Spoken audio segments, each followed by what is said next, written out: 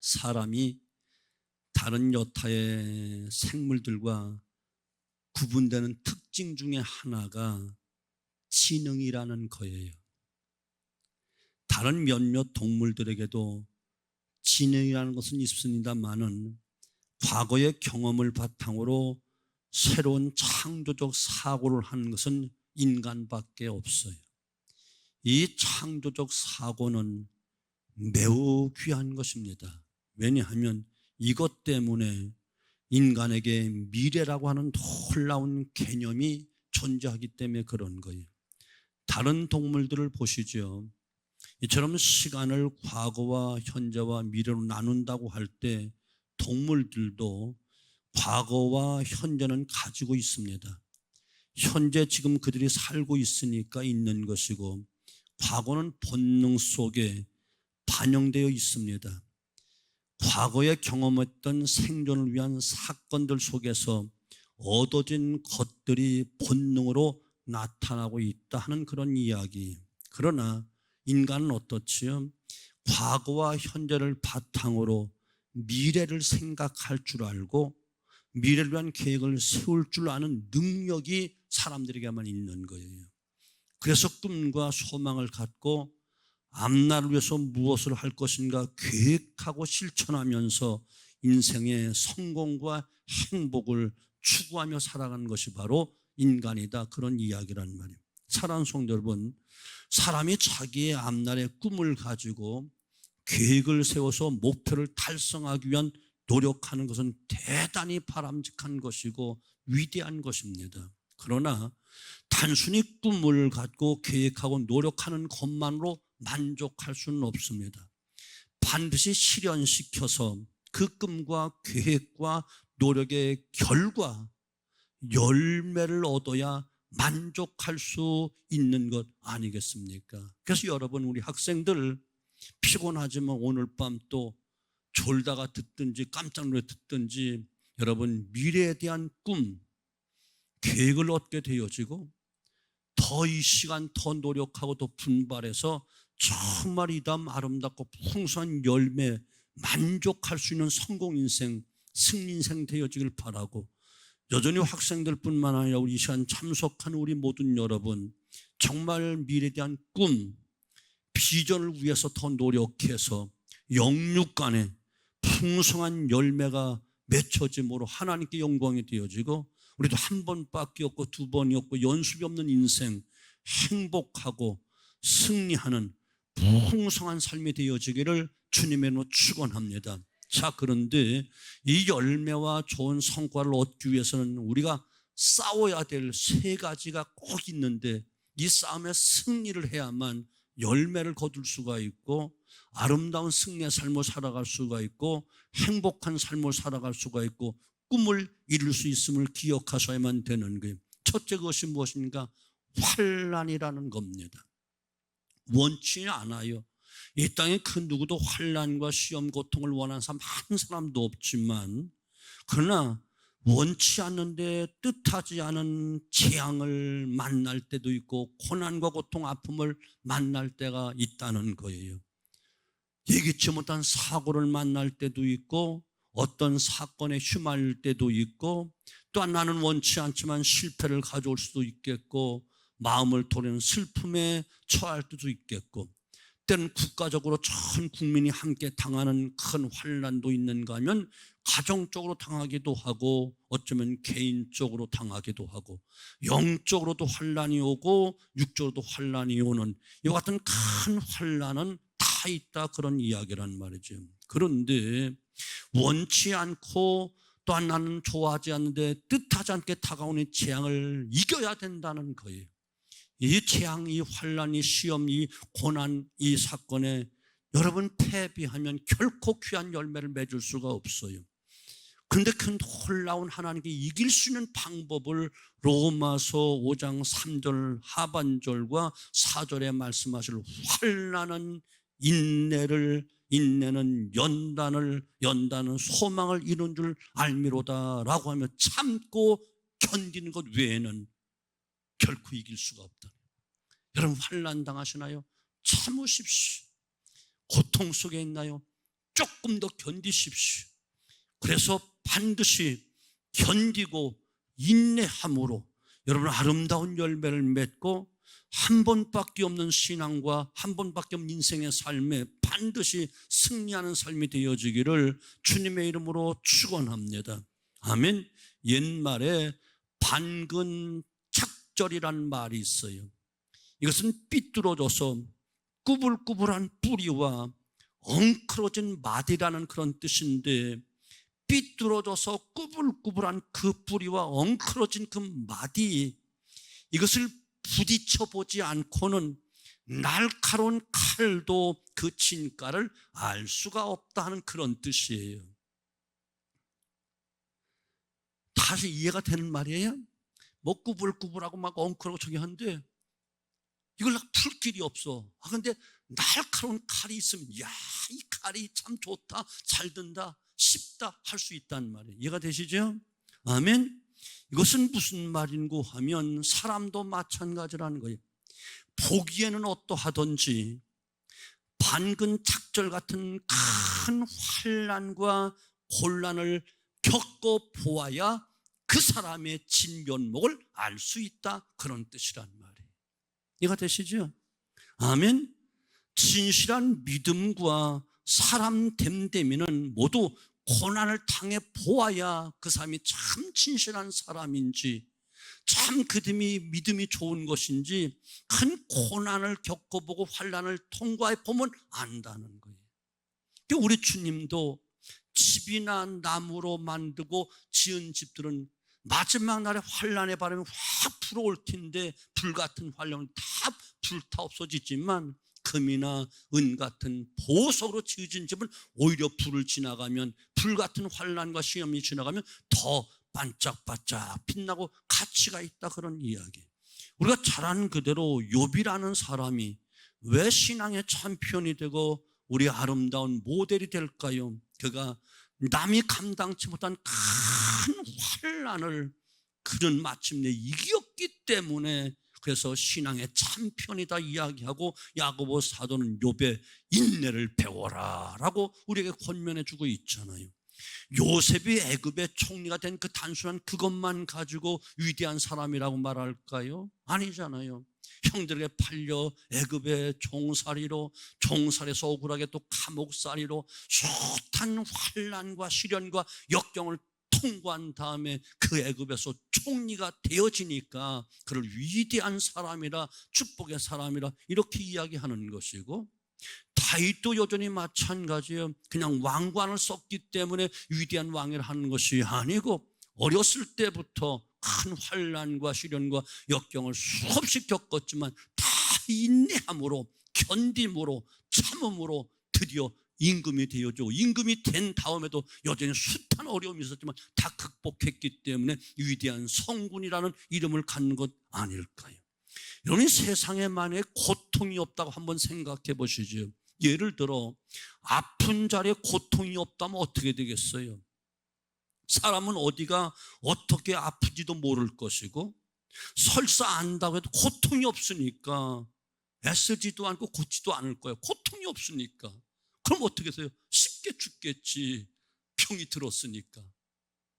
이해가 되는 거야, 안 되는 거야? 멀뚱히 있지 말고 그래 하고 반응을 보여줘야지 가지. 아픈 것이 복이라니까. 통증을 느끼는 게 복이라니까. 아픈데 통증이 없으면 어떡하겠어? 병원 갈 일도 없고 고치려고 애를 먹고 바로 죽겠지. 그냥 병이 들었는데 아픈 줄을 모르니까. 이해가 되죠? 그래서 고통은 좋은 것이에요. 필요한 것이라는 긍정적인 생각을 갖는 것이 그래서 중요한 것입니다. 왜 이런 환란이 이런 아픔이런 고통이 왔는가라고 불평원망할 것이 아니고, 내가 고통의 그 환란의 고통을 느낄 수 있고 아픔을 느낄 수 있다는 것은 그만큼 살아있다는 것이고, 그만큼 또 소망이 있다는 것이기 때문에, 그래서 오히려 긍정적인 생각을 가져야 된다는, 이런 긍정적인 생각이 있어야 뭘 할 수 있다? 인내할 수 있다는 이야기. 인내할 수 있는 거예요. 이 땅의 모든 사람은 모두가 다 모양과 크기는 달라도 환난과 고통은 다 있습니다. 없는 사람은 없습니다. 여기서 설교하는 연목사는 환난 고통 없다고요? 저도요, 여러분들 못지않게 고스탄 고통 어렸을 때부터 안 당해본 것이 없고 안 겪어본 것이 없고 안 아파본 것이 없고 다 겪었습니다. 근데 지금까지 그래도 좀 참았던 것 같아요. 그러니까 지금까지 이 자리에 있겠지. 유치원에 갔다 온 어린아이 5살짜리가 하는 말이 있어요. 스트레스 받아서 못 살겠네 그랬다니까.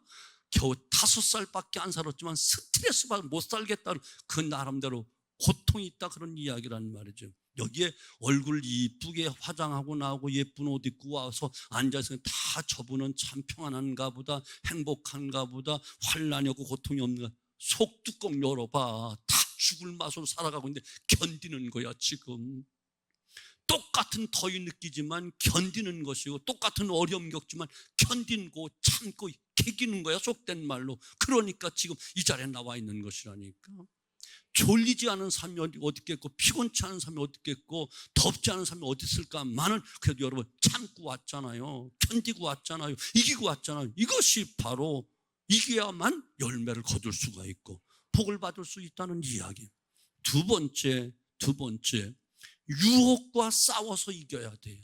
우리 학생 여러분, 청년 여러분, 우리 성도 여러분, 유혹은 어린아이나 장년이나 다 할 것도 유혹이라는 것은 다 있습니다. 이 유혹을 이겨야만 여러분 성공할 수 있고 승리할 수 있고 놀라운 성공을 유지할 수 있다는 사실을 꼭 기억하셔야만 되는 거예요. 괴테의 파우스트라는 작품을 보면 위대한 학자요, 불혹의 나이에 가까운 인물로 등장하는 그 사람이 바로 파우스트라는 사람이에요. 그는 그 작품 속에서 어느 정도 사회적인 지위와 명성을 갖춘 인물로 등장하지만 내용이 전개되면서 그의 인생에 권태를 느끼게 되어지고 살맛나게 하는 새로운 자극성 있는 것을 찾으려고 몸부림치는데 바로 그때 악마 메피스트가 유혹을 합니다.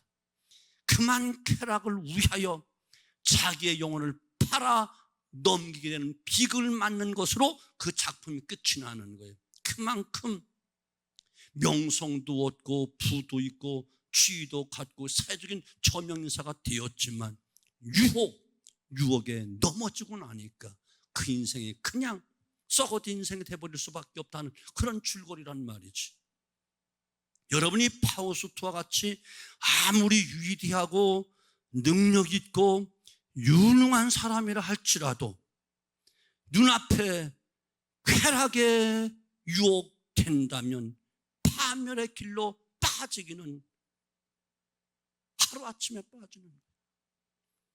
아무리 공동탑을 쌓아도 일단 유혹에 넘어가면 무너진 것은 한순간에 무너지고 마는 거예요. 쌓기가 어렵지 일단 한 모퉁이가 무너지기 시작하면 전체가 무너지기까지 오랜 시간 걸리지 않습니다. 여러분, 우리의 신앙의 탑을 무너뜨리고 한 수많은 유혹들이 내 인생을 더 이상 성장하지 못하게 하는, 더 이상 발전하지 못하게 하는 수많은 유혹들이 우리 온 사방에 깔려 있다니까요. 성경 속에 보면 위대했던 사람들이, 잘 나가던 사람들이 이 유혹에 빠져서 한순간에 몰락한 사람들 이야기가 수두룩하게 성공한 사람 못지않게 많이 기록되어 있잖아요. 간단히 한 몇 사람 소개하면 아간이라는 사람 여러분 잘 알죠? 이웃집 아저씨니까. 아멘. 여러분 여호수아서 7장에 보면 이 아간이 그래도 가나안 땅에서 처음으로 여리고성을 점령하는데 앞장서면서 승리를 거뒀던 기쁨도 얻었고요, 여리고성을 쳐들어가기 전 요단강을 건너는 놀라운 기적에도 동참을 했고요, 광야 생활 속에서 수많은 사람들 불평과 원망 속에 다 죽어갔지만 거기서 견디고 이김으로 가나안 땅에 들어가는 축복도 받았잖아요. 아멘. 그런데 한순간 시날산에 외투 한 벌, 지금으로 말하면 밍크 코트 한 벌 거기에 돌아버렸어. 은 200세겔과 금덩이 50세겔, 금덩이 은덩이에 그냥 헷가닥했다니까. 자기 집 마루 밑에 감춰 놓았어. 이 사건을 위해서 이스라엘 전체가 그만 여리고성을 홀랍게 승리했는데 자그마한 아이성에 참패를 당하고 36명이 죽었다니까.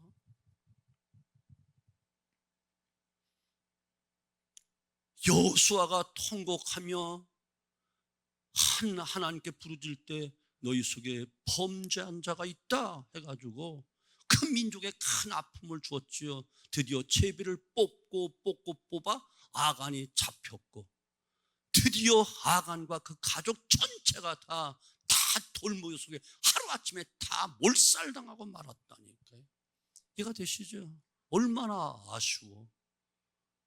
요단강이 갈라진 기적도 보았지, 여리고성에 화살 하나 쏘지 않고 무너진 기적도 보았지, 놀라운 승리, 놀라운 그 축복을 마음껏 누려야 될 터인데 그 작은 물질의 유혹에 빠져서 한꺼번에 몰살했다. 난 게하시라는 사람도 참 신기해. 그토록 능력을 행하는 엘리야가 큰 기적을 7번 했다면 엘리사는 14번이나 영감의 갑절날 정말 14번이나 큰 기적을 행할 때 항상 옆에 수종들 엘리사의 종 게하시. 얼마 전에 문둥병 걸렸던 나만 장군이 요단강에 7번 몸을 씹어 낫는 것도 생생하게 보았어. 놀라운 기적이었어. 그런데 병 고침 받은 나만 장군이 엘리사에게 너무 고마워서 그냥 가져온 선물을 다 내려놓으니까 하나도 엘리사가 받질 않네. 이것을 보니까 그냥 게하시가 속이 부글부글 끓어. 저 은덩어리 하나만 날 주면 우리가 받으면 도단성에서 이 고생하지 않을 터인데, 저 좋은 옷 한 번 입으면 초라하지 않을 터인데 우리 선생님은 왜 그것을 그렇게 좋은 일 해놓고 그렇게 고쳐주고 선물로 준다는데 도둑질하는 것도 아닌데 왜 안 받을까? 그런 생각이 들어서 나만이 얼마쯤 갔을 때 엘리사 몰래 슬그머니 달려가서 우리 선생님이 저 제자들이 들어왔는데 왜 두 벌만 달라고 합니다. 은덩어리 50세겔 그것만 달라고 합니다.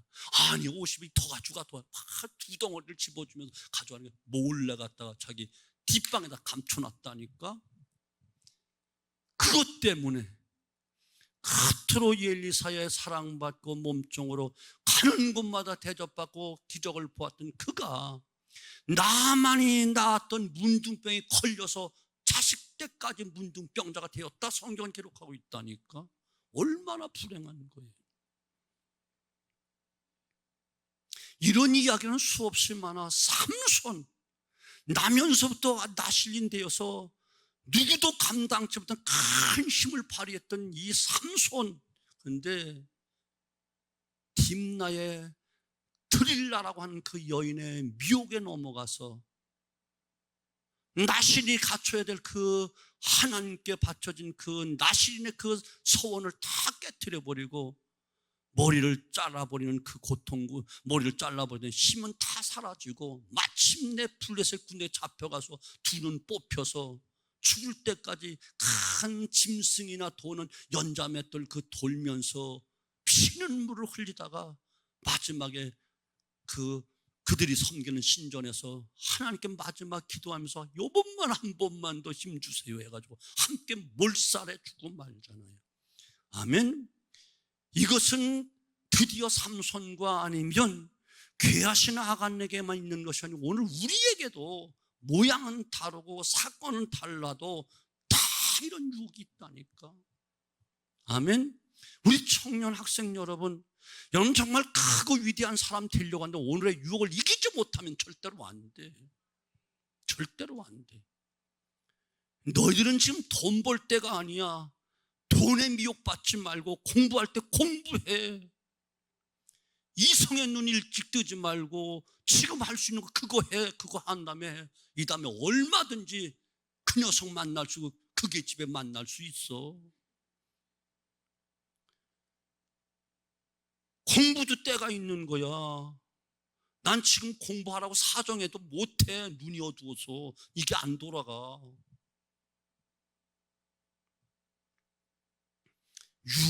유혹과 이겨야 돼. 아멘.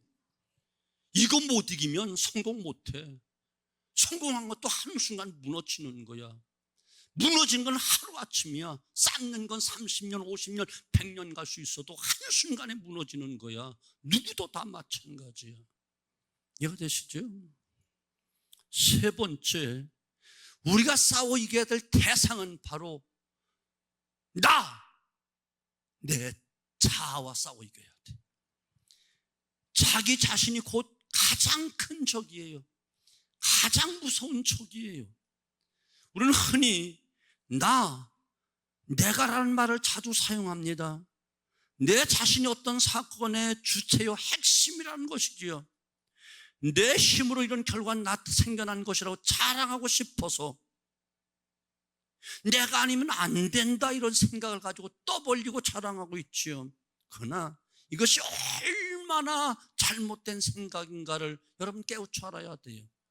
조금만 생각해 보면 순전히 내 힘만으로 된 일은 하나도 없습니다. 내가 이 땅에 태어난 것이 내 힘으로 태어났습니까? 지금까지 살아온 것이 내 혼자의 힘으로 살아왔습니까? 지금까지 이룬 모든 사업이, 모든 일들이 내 혼자의 힘으로 돼서 천부당만부당하지. 이 사람이 이럴 때는 이 사람이 도와주었고, 저럴 때는 저 사람 힘이 보태주었고, 내가 하는 일에 협력하고 보태줬기 때문에 이루어진 것을 분명히 여러분 기억하셔야 돼. 이걸 잃어버리면 짐승만도 못한 거예요. 그런데 어떤 일이 조금 성취되었을 때 그것을 교만해진 사람은 이렇게 생각하질 않아요. 그니 모든 것을 주관하시고 섭리하신 하나님 보이지 않는 것, 그분의 은총이 느껴지지 않는 것 당연하지. 옆에 도와준 사람도 안 보이는데 보이지 않게 큰 손을 역사하신 하나님이 보이겠느냐고. 이해가 되시죠? 아멘. 여기 아무리 작은 꼬마라도 혼자 태어난 게 아니야. 죽음의 문턱을 넘어서 해산의 수고를 한 엄마 아빠가 있기 때문에 그런 것이고, 이만큼 자라면서 이만큼 사람 노릇하게 된 것이 그냥 된 것이 아니고, 부모를 비롯한 형제, 이웃, 친척, 친구 누군가의 순간순간 다 도움이 있었고 은혜가 있었고 협력이 있었기 때문에 되어진 것이 혼자 된 것은 하나도 없어. 하나도 없어.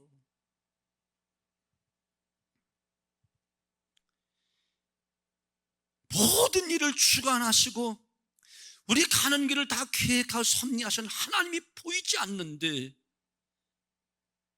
그분의 손길이 느껴지지 않는데, 그러니 교만해질 수밖에 없어. 마치 내가 잘나서 똑똑해서 능력이 있어 남보다 잘 살아서 된 것을 착각하고 있다는 거죠. 그러므로 근본적으로 이 자라는 것이 무엇인가를 알아야 되는 거예요. 내 자신을 알아야 된다니까. 하나님을 거역하고 하나님의 지배를 벗어나 자기를 세우는 타락한 인간의 본성이 바로 나야. 타락한 인생이 나라고. 이해가 되시죠? 이런 본성이 강한 사람일수록 자기 잘난 맛에 살고 있다는 것을 여러분 기억하셔야 돼요. 혹시 자기 잘난 맛에 사십니까? 착각 속에 사는 거예요.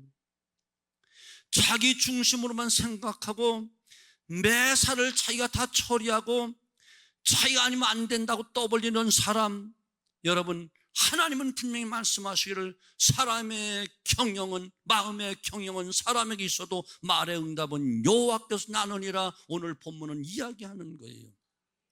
이 말씀을 공동 번역에는 계획은 사람이 세우고 결정은 야훼께서 하신다, 이런 말씀이란 말이에요. 사랑하는 여러분, 자기 중심적인 사람은 편파적으로 생각해요. 말하자면 남의 잘못은 용서하지 않고 기억하면서 자기 잘못은 대수롭지 않게 쉽게 넘어가려는 그런 마음을 가지고 있는 거예요. 즉 자기 허물에 대해서는 관대하고 남의 허물에 대해서 아주 인색하게 적나라하게 손가락질하고 비판하고 비방하죠. 그런데 그런 자를 향해서 오늘 본문 2절, 사람의 행위가 자기 보기엔 모두 깨끗해도 여호와는 심령을 감찰하시느니라 라고 말씀하시고, 예레미야 17장 9절에는 만물보다 거짓되고 심히 부패한 것은 마음이라 누가 능히 이를 알리요 라고 성경은 말씀하고 있단 말이에요. 여러분, 스스로 깨끗하다 자랑하지 말고 자기 부끄러움과 죄악됨을 깨닫고 하나님 앞에 무릎을 꿇고 용서를 구하고 사죄 은총을 구하는 것이 참으로 사는 길인 것을 여러분 기억하셔야만 됩니다. 그런 후에 3절에서 너의 행사를 여호와께 맡겨라. 그리하면 너의 경영하시 다 이루어지리라. 나의 부족함을 깨닫고 나의 죄악됨을 깨닫고 주변의 모든 삶의 도움으로 지금까지 살아봤듯이 절대 능력자, 절대 섭리자, 절대 주권자는 하나님의 은혜가 없이는 살 수 없습니다 라고 내 연약함을 깨닫고 주 앞에 무릎을 꿇으면, 그리고 하나님 맡아주세요 하면 하나님이 다 이루어줄게, 안 되는 게 없게 하겠다는. 오늘 낮에도 새벽에도 말씀을 드렸어요. 우리의 가는 길이 두 갈래 길이요, 문으로만 해도 두 갈래 문이요, 경영도 두 가지라니까.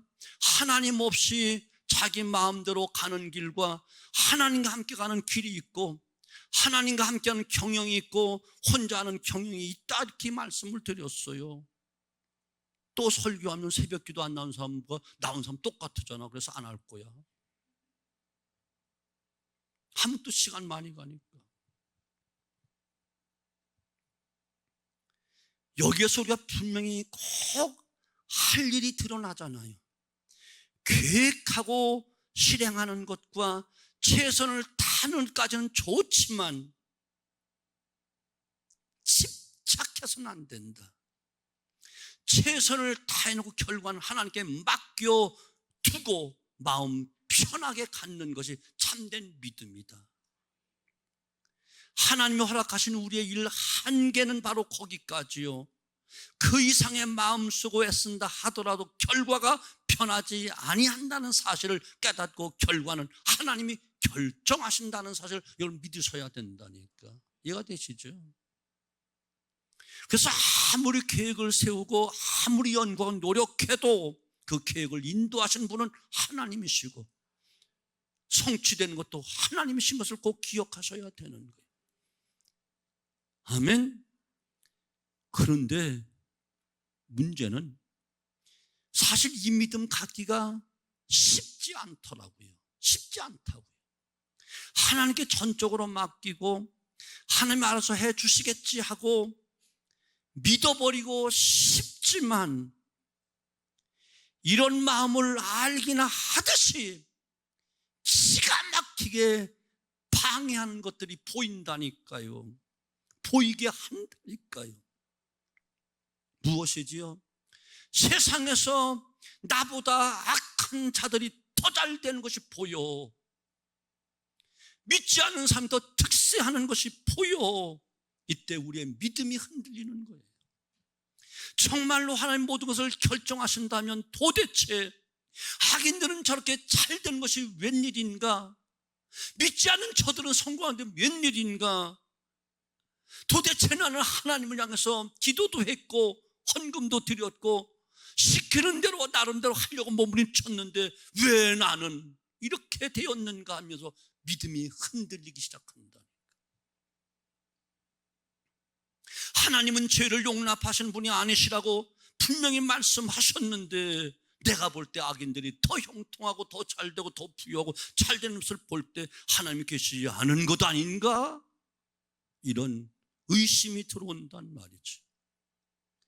그러나 오늘 성경 4절 5절, 여호와께서 온갖 것을 다 그 쓰임에 적당하게 지으셨나니 악인도 악한 한날에 적당하게 하시느라 물은 마음이 교만한 자를 여호와께서 미워하시나니 피차 손을 잡을 자도 벌을 면치 못하리라.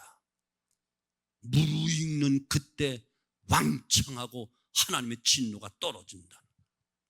그러므로 여러분, 눈에 보이는 악인들의 형통을 인하여 시험 들지 말고 부러워하지도 말자. 때가 있는 것이다.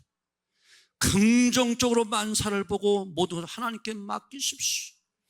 사람의 생각으로 세상의 일들을 보고 판단하는 것은 매우 위험한 것이고, 사람의 말을 듣고 어떤 길을 판단하는 것은 굉장히 잘못된 길이고, 우리 눈에 좋아 보일지라도 악인은 그 적당하게 정해진 때 자기의 악의 결과를 반드시 거두도록 하나님은 심판도 계획하고 있다는 사실을 기억하셔야만 됩니다. 그러므로 누가 내게 혹시 큰 잘못을 했다 할지라도 미움을 쌓지 말아야 될 이유가 바로 여기 있는 거예요.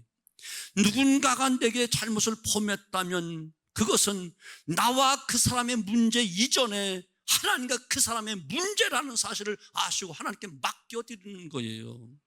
하나님이 알아서 다 판단하시고 다 정죄하시고 마지막 심판하실 것이기 때문에 그래요. 우리는 다만 하나님 손에 맡겨드리고 용서할 건 용서하고 기도하면 될 것이에요. 하나님 믿는 자에게 바로 놀라운 유익으로 갚아주실 거예요. 결론 짓습니다. 사랑하는 성도 여러분, 인생의 성공자가 되고 싶은가요? 하나님을 의지하십시오. 그분께 맡겨야 됩니다. 환난을 극복하고 수없이 매일매일 우리를 맴돌며 유혹하는 유혹을 물리치셔야 되고, 무엇보다 내 자신과 싸워 이기고 모든 것을 하나님께 맡겨야만 됩니다. 악인으로 인해 해방받아서도 안 되고 낙심해서도 안 됩니다. 칼빈은 말하기를, 마귀가 아무리 악하여도 아무리 강하여도 그 입에 자갈을 물려 고삐를 잡고 계신 분은 하나님이시다 이야기했다. 마귀가 아무리 들고 날뛰고 큰 소리치고 우는 사자처럼 삼키를 두루 찾아도 그 입에 자갈을 물리고 고삐를 잡고 계신 분이 하나님이시라니까.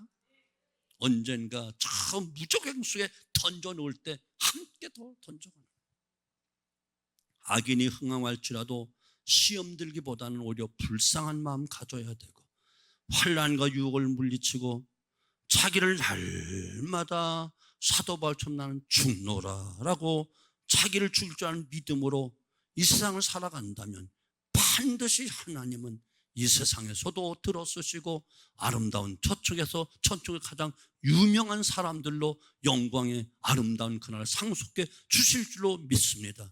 기왕 우리 영육간에 진정한 성공자, 진정한 보람과 즐거움과 행복을 누리며 하나님께 감사하는 삶 되어지기를 주님의 이름으로 축원합니다.